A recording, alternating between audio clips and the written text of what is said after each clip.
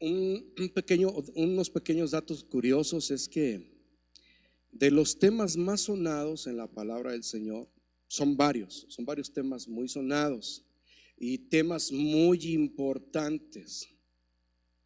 Pero resulta que el tema de las finanzas, de las riquezas, no son menos de 2000 versículos que los mencionan. Y quizá pareciera que a mi parecer no es tan importante como otros temas, como el tema de la fe, de la gracia, pero viene más pronunciado. Y curioso es también que cuando el Señor está hablando a la gente con cosas prácticas, pero a través de parábolas, resulta que casi la mitad de sus parábolas, un poquito menos, están conectadas con las finanzas. ¿Por qué será? Y, y resulta que el tema de las finanzas, pues sí es importante. Dice la escritura que la raíz de todos los males es el amor al dinero. Esto usted lo puede encontrar en Timoteo, si no me equivoco, 1 Timoteo 6:10. Ahora, qué importante saber es que mi actitud, mi conducta, mis decisiones, el manejo y la administración de mis dineros dice mucho de mí, no solo ante el mundo físico, sino también en el mundo espiritual y ante Dios. ¿Cómo es tu actitud con el dinero? ¿Cómo te manejas con el dinero? Dice mucho de ti. Entonces, quiero yo hablar un poquitito, la primera partecita, me voy rapidito. La primera parte que estamos hablando del dinero.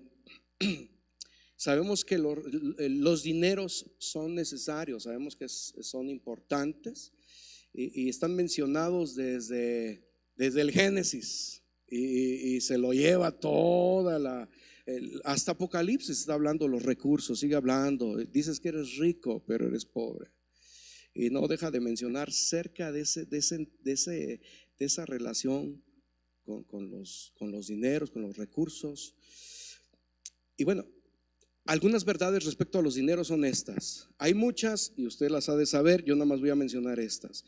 Primero debemos saber que todo es de Él. Todo es de Él. Pobre de mí, que yo me sienta dueño, pobre de mí, pero todo es de Él. Hasta la Cheyenne, todo es de Él, ¿sí? Ok, Ageo 2:8, aquí lo tiene. Mi hermano, ahí me va siguiendo. Esta es la primera lista que te di. Ageo 2:8, que dice el Señor Jesucristo: mía es la plata y mío es el oro, dice Jehová de los ejércitos. Y esto está en contexto a esto. Usted se acuerda que vienen los cautivos y encuentran derribado toda la ciudad. Ellos vienen del cautiverio, vienen regresando. Y lo primero que hacen, veíamos la vez pasada, era levantar el altar.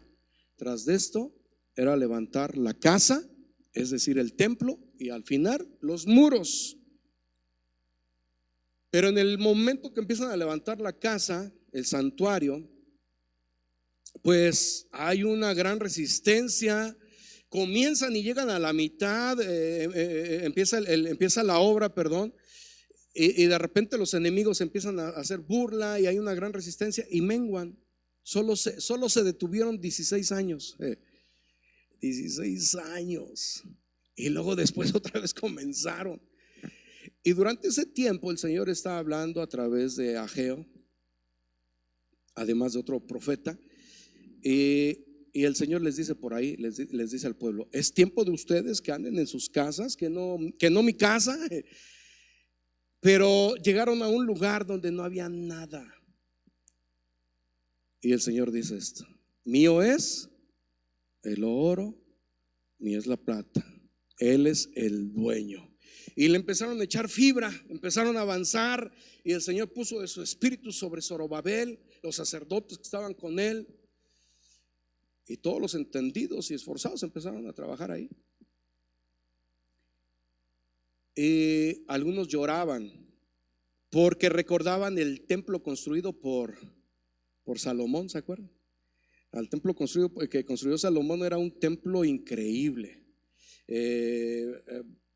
forrado de madera de la primera, de oro, de marfil. Sus cimientos llevaban piedras preciosas.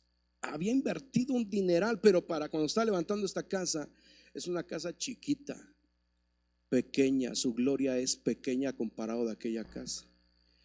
Y mientras algunos están construyendo, unos están llorando y otros están contentos. Y no se distinguía el sonido de entre uno y otros.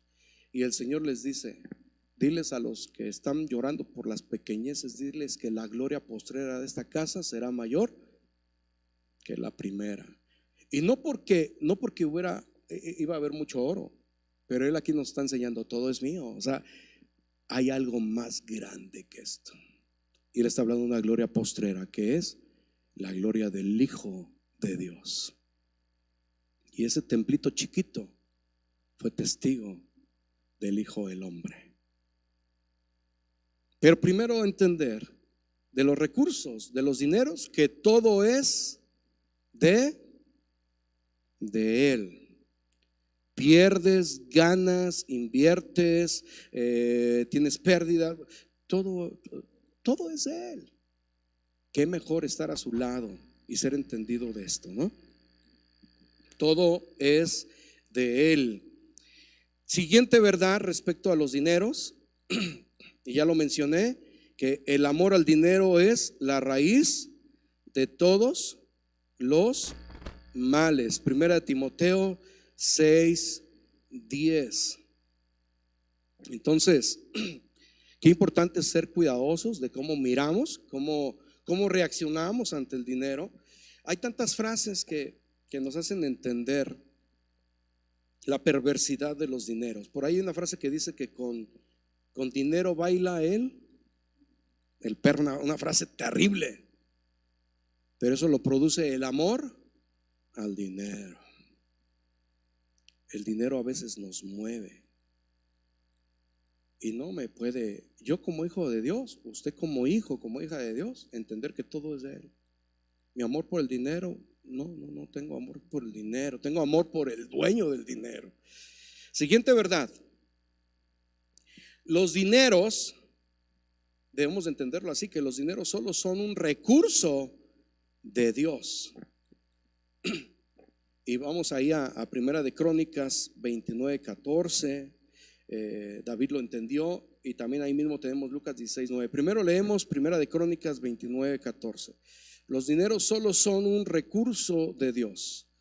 Ya lo tenemos. Primera de Crónicas 29:14 está hablando David, y él dice: porque ¿quién soy yo y quién es mi pueblo para que pudiésemos ofrecer voluntariamente cosas semejantes? Pues todo es tuyo, y de lo recibido de tu mano te damos. Y él entendía esto porque él tenía un deseo de construir la casa de Dios. Y usted se acuerda que de repente él dijo al pueblo: miren, yo de mis tesoros he guardado y he asignado esto para la casa del Señor. Y sacó grandes tesoros, venían alhajas, y era un buen dote.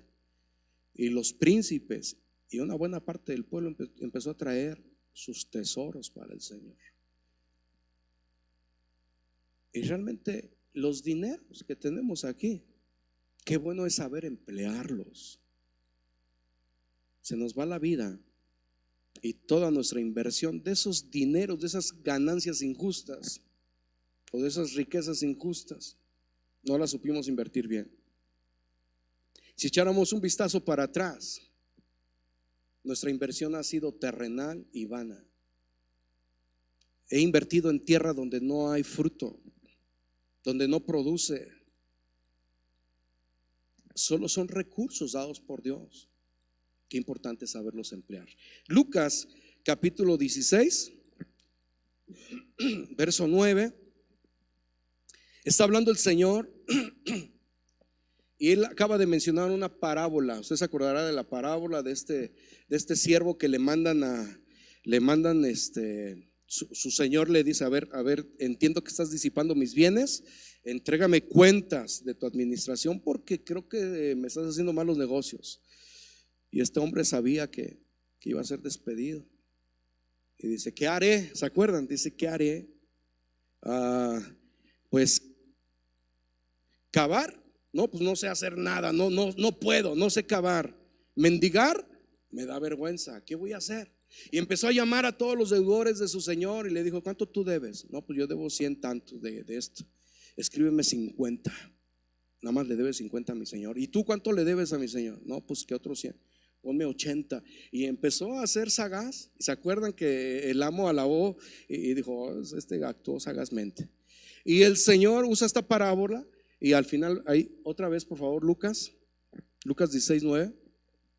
Y el Señor Jesús dice así: y yo os digo, ganad amigos por medio de esos recursos, porque estas riquezas son riquezas injustas. ¿Estarán de acuerdo con Jesús? Son dineros injustos. Por donde usted quiera pensarle, son riquezas injustas. Y yo os digo, ganad amigos por medio de las riquezas injustas, para que cuando éstas falten nos reciban en las moradas eternas. ¿Cuánto invierto en la obra del Señor? ¿Cuánto invierto en el reino? ¿Cuánto invierto por una alma? Yo recuerdo hace tiempo vi la de la lista de Children. Usted quizá alguno la ha visto. Y el hombre al final, no sé si es, hace años la vi, no recuerdo si es al final del holocausto. Ya pasó la tormenta, creo yo, y él pudo librar varios judíos de muerte, vendió su empresa, pero al final recuerdo que él con lágrimas se quita el anillo y dice: ¿cuántos pude haber salvado con este anillo? Y pude haber vendido este carro, ¿cuántos pude haber salvado más? Me faltó. Un hombre que se dedicó en esta historia a entregar sus recursos terrenales con tal de salvar vidas humanas. Pues bueno, los dineros solamente en nuestras manos, es importante entenderlo, son recursos. Usted sabrá cómo los maneja, pero el Señor nos da una indicación perfecta. Y por último, otra verdad respecto a los dineros. Qué importante es aprender a estar contentos cual sea nuestra situación respecto a los dineros. ¿Sí? Qué importante es estar contentos. Aspiramos vidas diferentes, quizá a veces nuestra aspiración difiere a mi ingreso y estoy en descontento. Puedo ser yo el esposo, puedo ser yo la esposa, o los padres o los hijos, y yo necesito aprender el contentamiento, cual sea mi situación. Vayamos ahí a Filipenses 4, del verso 11 al 13. Lo podríamos ir leyendo, hermano. Vamos con el 11. No lo digo porque tenga escasez, pues he aprendido a contentarme cualquiera que sea mi situación. Si hay, estoy contento. Si no hay, estoy contento. Verso 12. Sé vivir humildemente y sé tener abundancia. Hermanos, no siempre económicamente estamos así. O bueno, algunos están así, o algunos van así. Algunos parece que van así, algunos están así. Pero mire, dice, voy a agregar otra cita ahí, Ageo. Ageo habla de este tiempo de escasez, cuando no haya vacas en los corrales y no haya fruto en las vides. Con todo yo me alegraré en el Dios de mi salvación. El contentamiento es importante. Saber que el área de finanzas va a variar, y aprender a vivir contentos en la abundancia y en la escasez. Esto es algo importante ante el Señor. Yo ya les platiqué hace años que lo vuelvo a repetir. Recuerdo que nosotros teníamos una Voyager que le empezó a fallar la reversa, Y pues así íbamos, nos la llevamos a la montaña, a las sierras. Y de pronto alguien nos donó un Cavalier. Un Cavalier. Y es porque de repente la Voyager ya como que empezó a fallar. Y empezaron a fallar la transmisión. Y bueno, el Cavalier nos empezó a servir. Y luego de ahí alguien me dijo: ¿no quieren cambiar su camioneta, su Voyager por una Windstar? Y era un modelo más nuevo. No, pero no tengo para pagar. Dice: tenla ahí, tenla, y cuando vendas la otra me la pagas. Bueno, y yo ya tenía 3 carros aquí estacionados. Y en esa misma temporada que me donan un Jetta negro. Tenía 4 carros aquí, hermanos, y no tenía para comer, pero estaba bien contento. Hasta los andaba chocando, me eché de reversa con una camioneta y le pegué a la otra. El hermano Chávez me decía: nada más denos chance de estacionar los nuestros, pastor. Y un pastor de afuera, el hermano Mario Murrieta, me decía: oye, tocayo, y entonces ¿a qué te vas a dedicar? ¿A vender carros o vas a pastorear? Y bueno, pero miren, y de repente nos quedamos otra vez sin carro, porque una se fue, una la donamos, y no recuerdo qué fue, cómo sucedió. Pero acá arriba o acá abajo, que estemos contentos. Sé vivir humildemente y sé tener abundancia en todo, y por todo estoy enseñado, así para estar saciado como para tener hambre, así para tener abundancia como para padecer necesidad. Y a veces el querer vivir, tener una vida diferente a mi ingreso, eso también me trae dolor. Entonces, según mi ingreso, hermano, eso es lo que Dios, es la provisión de Dios. Hoy no tenemos para tacos, hoy tenemos para poquitos frijoles. Sí. Todo este año no pudimos comprar nada de ropa, no es problema. Este año nadie estrena, este año todos comparten. Sí. El tiempo que el Señor nos traiga. Y seguimos el otro versículo: todo lo puedo en Cristo que me fortalece. Este versículo meramente le pertenece a las áreas financieras. Todo lo puedo en Cristo que me fortalece. Fue en tiempo de escasez, donde no tuvimos nada, estando en Atlisco, teníamos que darle ofrenda a un matrimonio, entregarle ofrenda a 2 solteras y entregarnos ofrenda a nosotros, y no nos ajustaba para ninguno de los 4 que estábamos ahí. Y fue en tiempo de escasez que el Señor nos llevó a la India y pudimos estar allá en las misiones sirviendo al Señor, todo cubierto, mis hijos atendidos, y regresar hasta con regalos en tiempo de escasez. Todo lo puedo en Cristo que me fortalece. Amén. Ok, estas son algunas verdades respecto a los dineros. Ok, en la escritura tenemos algunos principios enseñados por la palabra del Señor respecto a los dineros, y hay 3 principios que hasta la fecha los seguimos practicando. Y lo digo ahorita así, los seguimos practicando, que son diezmos, ofrendas y primicias. Pero hay otros principios más que para el momento ya no los realizamos. Pero tocar estos temas o estos principios, diezmos, ofrendas y primicias, con el entendimiento que diezmos, ofrendas y primicias le pertenecen a Dios, hasta el día de hoy es un poquito complicado tocar estos temas, estos principios, por la diversidad de pensamiento que hasta el día de hoy la iglesia ha generado. Porque de estos temas se han generado extremos, y voy a mencionar un par de extremos de ellos, hablando de los recursos y hablando de diezmos, ofrendas y primicias. Hay un extremo por ahí, un pensamiento que dice: ya no, esto ya no. ¿Por qué? Porque esto le pertenece a la ley.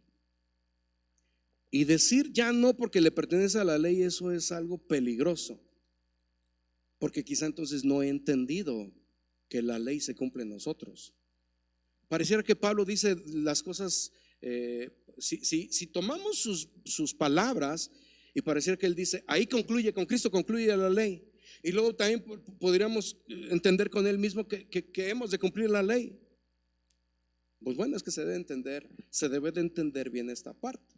Y en algún otro momento yo he explicado, he hablado un tanto de la ley en algunas otras ocasiones, entender que la ley la tenemos como una ley moral, una parte de la ley es ley moral, otra parte la entendemos como que hay ley que, ¿se acuerdan? Ley ceremonial, ley civil y ley moral ya la mencionamos, y nos falta otro aspecto de la ley, y ceremonial por ahí.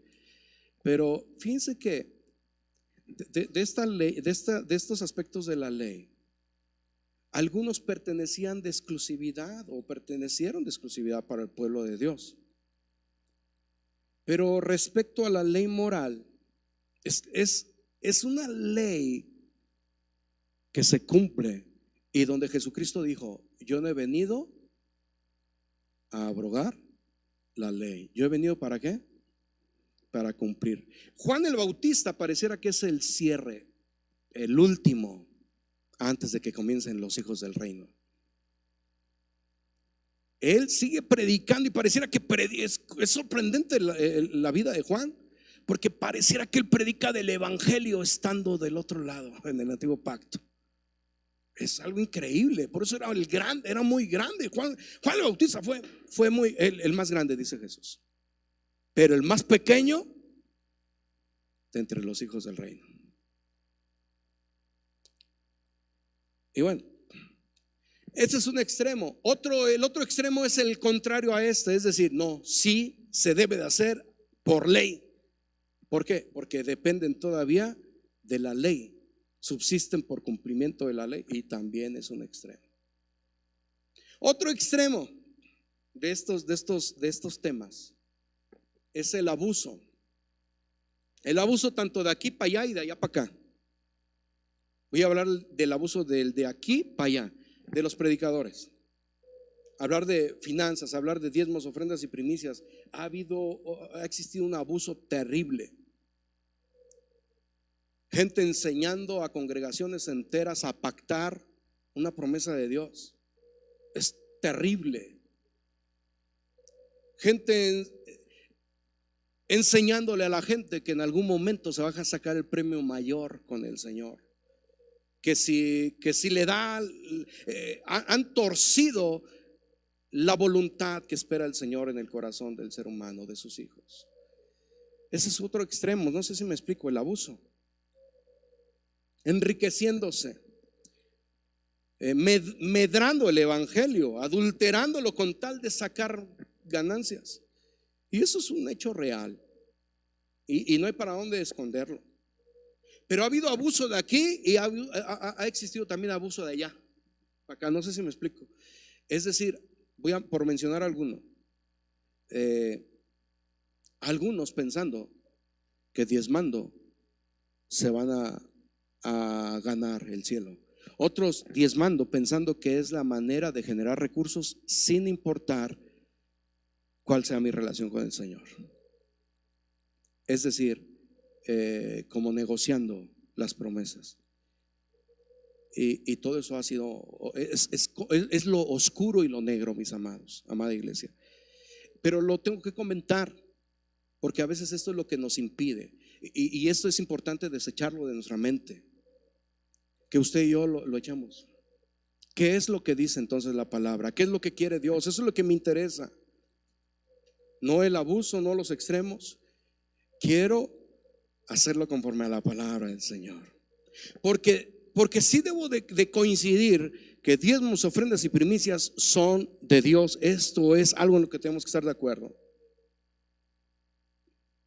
Entonces, quizá quiero mencionar rapidísimo algunas citas.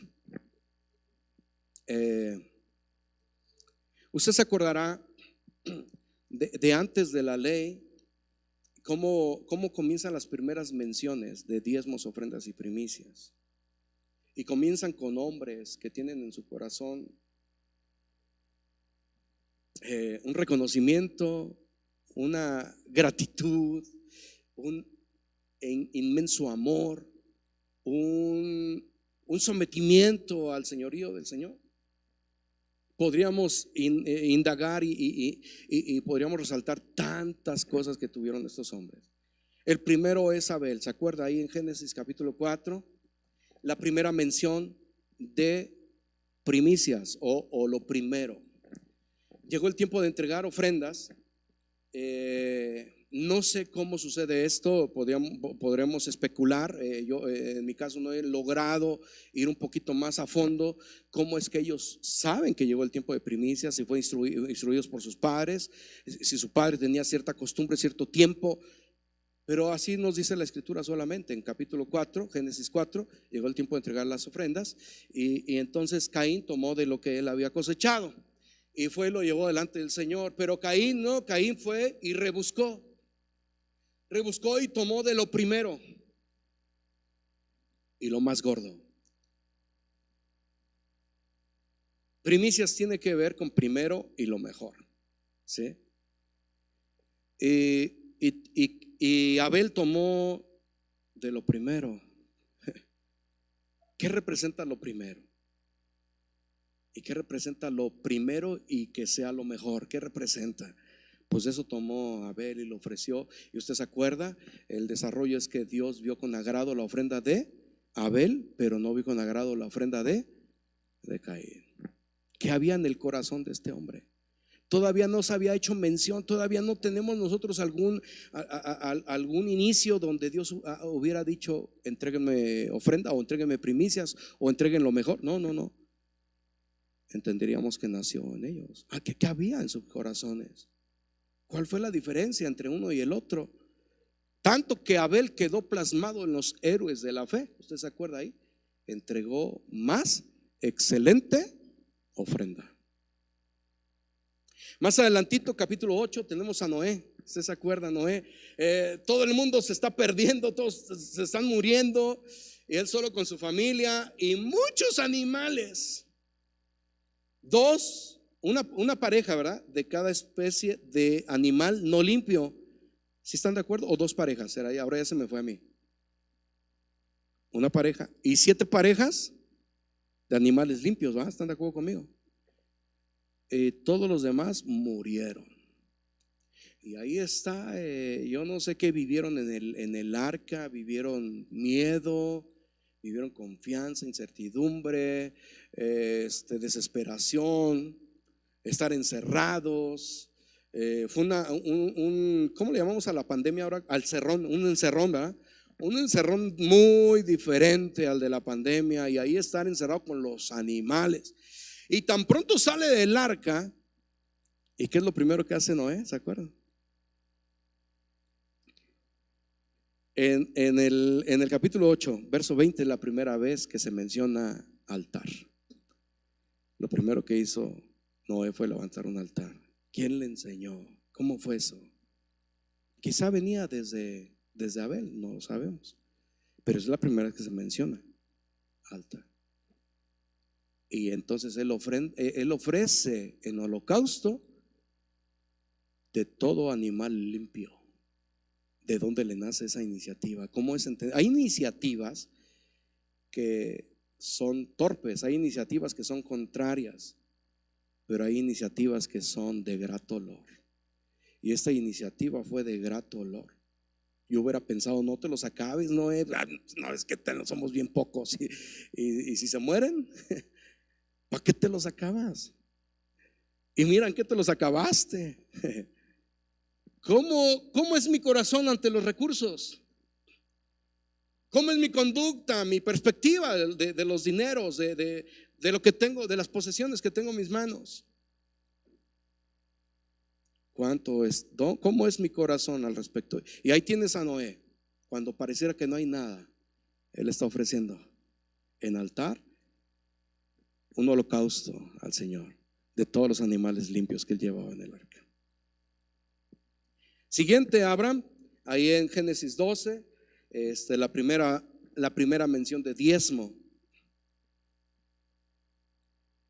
de ofrenda y diezmo. Y usted se acuerda que viene de la batalla, el Señor le ha librado y él está entregando diezmos a Melquisedec.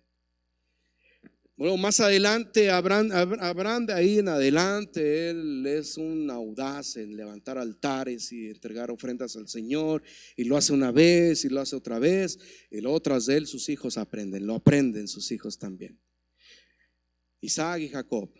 Pero quizá Jacob después vuelve a mencionar los diezmos en Génesis 28, ¿usted se acuerda? Y le dice: Señor, si tú vas conmigo, me llevares y me trajeres con bien y cumplieres, y bueno, tú serás mi Dios. Y yo te voy a servir. Y de todo lo que tú me dieres, el diezmo apartaré para ti. Nace en el corazón de estos hombres. Tras de esto, más adelante comienza el mandato. Y ahora está el Señor pidiéndole al pueblo que entreguen, que den. Y fíjense que el pueblo judío, fíjese lo que entregaba. Acompáñame a Deuteronomio capítulo 12. No sé si lo tenemos en pantalla, hermano. Génesis capítulo 12, el verso 6 quizá. Y vamos a ver todo lo que los judíos tenían que entregar por ahí más o menos. Deuteronomio 12. El Señor está hablando del lugar que Él escoge, que Él va a escoger para que su nombre se recuerde, y ahí todos van a ir a adorarle. Estamos en el tiempo de la ley, donde ahora es lo obligatorio. Ya pasó lo voluntario, donde tendríamos que meditar en estos hombres y decir: ¿de dónde te nace a ti? ¿Cómo te nace a ti? ¿Qué relación tendrías con Dios para hacer esto? Porque me falta un poquito, porque no sé honrar a Dios con mis bienes. Quizá en mi caso. Pero después de esto viene la obligación. Deuteronomio capítulo 12, quizá el verso 6. Y el Señor les está diciendo a través de Moisés, de Moisés al pueblo, le dice: y allí llevaréis vuestros, número 1, holocaustos. ¿Sale pues? Número 2, vuestros sacrificios. Número 3, vuestros diezmos. Y la ofrenda elevada de vuestras manos. ¿Cuántas llevamos ahí? 4. También vuestros votos. 5. Vuestras ofrendas voluntarias. 6. Y las primicias de vuestras vacas y de vuestras ovejas. 7. Y algunos entienden que cuando la ley habla de diezmos, algunos entienden que son tres diezmos, o sea que no era el 10%. 2, el diezmo, y el tercero era cada 3 años. Entonces, aquí por lo menos estamos hablando de 7 asuntos que por obligación el pueblo entregaba. Y otra vez regreso a mi comportamiento, mi actitud, mi criterio de las finanzas. Y recordar quizá que nosotros no somos de este mundo. Pero bueno, esto era por ley. Esto es lo que tenía que pagar los judíos. Pero además de esto, agréguenle, según la ley, que los judíos tenían que dejar una parte de su cosecha para los pobres. ¿Se acuerdan? Anoten la cita de Levítico 19:9, Deuteronomio 24:19. Pero no solo es que yo tenía que dejar una parte de mi cosecha para los pobres, además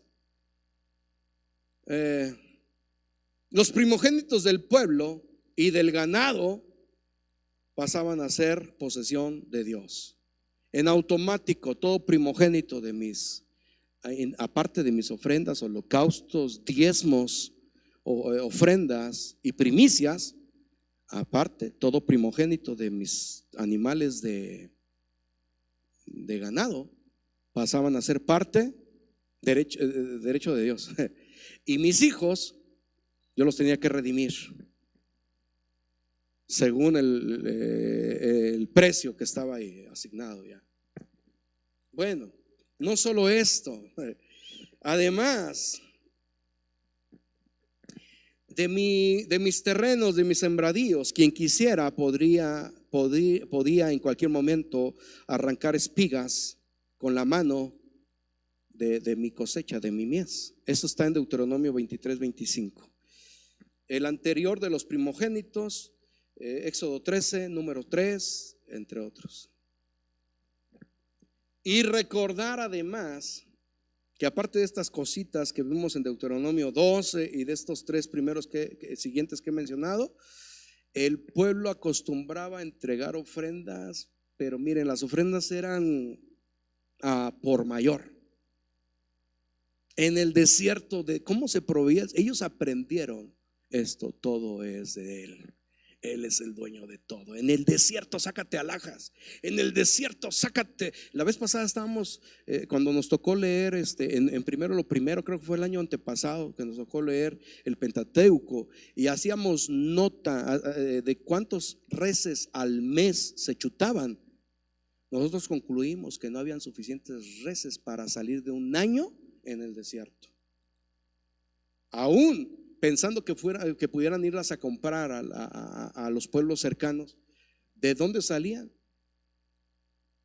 Porque tenían que ofrecer mañana, tarde y noche, y eran diferentes sacrificios. Entonces, estos son los asuntos respecto de los recursos, de los dineros, de tanto que habla la palabra del Señor. Se sigue mencionando ofrendas, diezmos y primicias en el nuevo pacto. Sí, se sigue mencionando. Una ocasión usted se acordará que está Jesús parado frente al arca de ¿qué?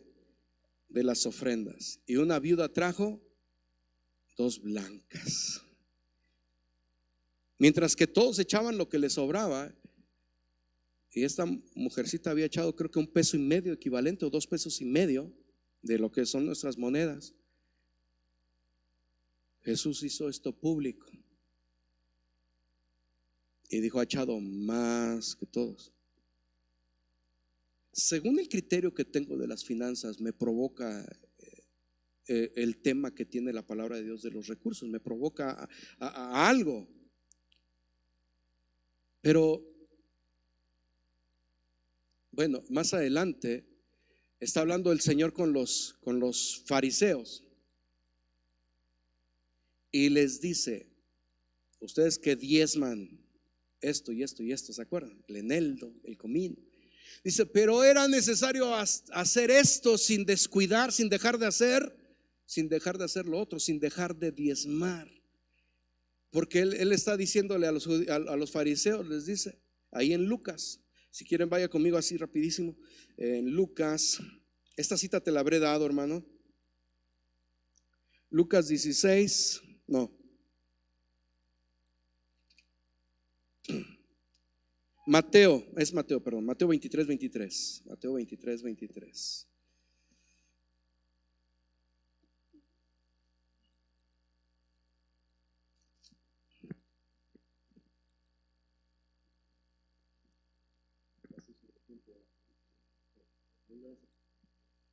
Sí, Mateo 23:23.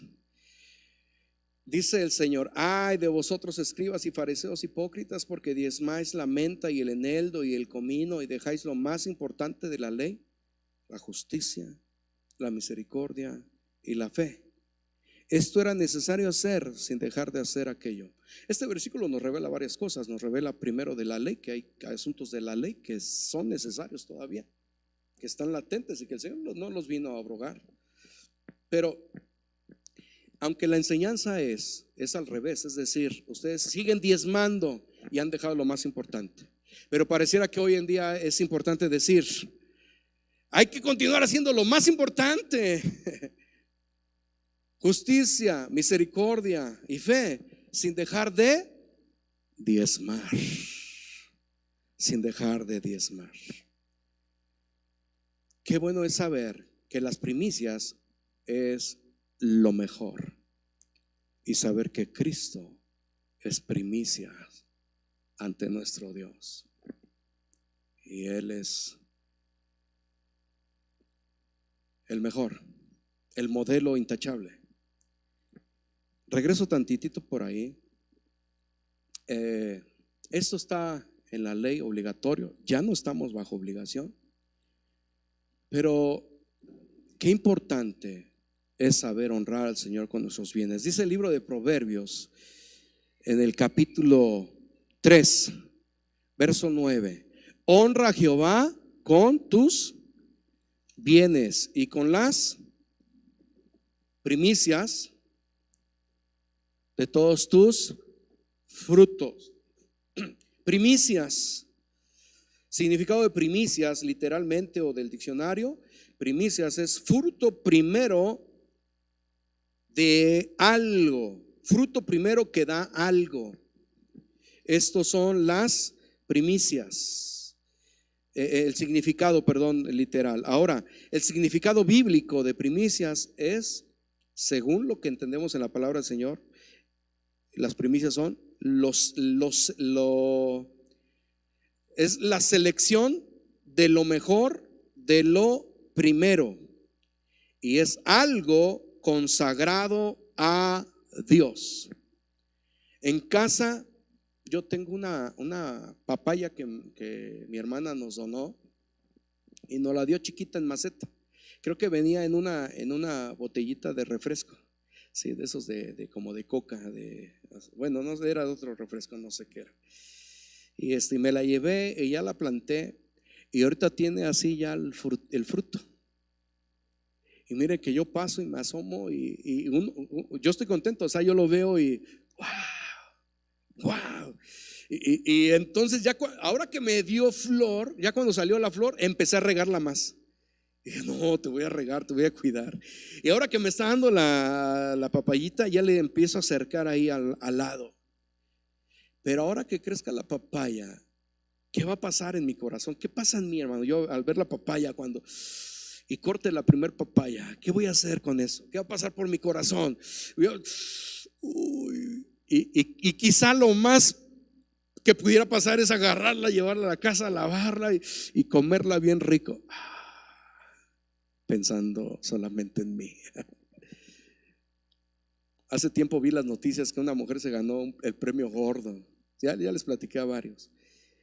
Y están las noticias y están quienes la están entrevistando, y la mujer no para de brincar de emoción y está con el chequezote grandote, y le dicen, ¿y qué es lo primero que va a hacer con su premio? Y a mí, hermano, miren, lo que me pasó aquí de volada en automático la respuesta era, pues mi diezmo.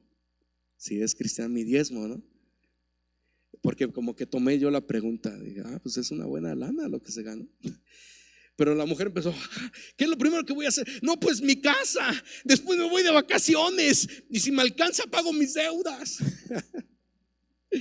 Dije, pues quién sabe, yo creo que no sería temerosa de Dios, y si lo era, pues ya vimos que no lo era realmente. ¿Qué significa para usted las primicias? ¿Cómo considera usted las primicias? Tenemos tantas enseñanzas en la palabra del Señor. Yo nada más ahorita he tocado pasajes respecto a los recursos, aunque toqué de primicias, pero nada más así los vimos rapidito. Pero para usted, ¿qué significa primicias? Algunos entienden primicias es como tomar al borreguito, y ahí tienen a Abel, y toma el borreguito no, o sea, he esperado echarme un cabrito con mi familia, pero lo más importante es mi Dios. Más importante, primero lo primero. Quiero decirle que Él es dueño de mi vida. Quiero decirle que Él es importante, que tengo una relación con Él. ¿Qué quiere decir primicias? Quiere decir que tienes algo con Él. Quiere decir que tú le reconoces. Quiere decir que tú le honras. Quiere decir que, ¿sí me explico? Usted y yo sabemos honrar a nuestro Padre, a nuestro Rey, a nuestro Redentor. Y qué importante es hacerlo. Ahí vamos a pararle, vamos a parar tantitito.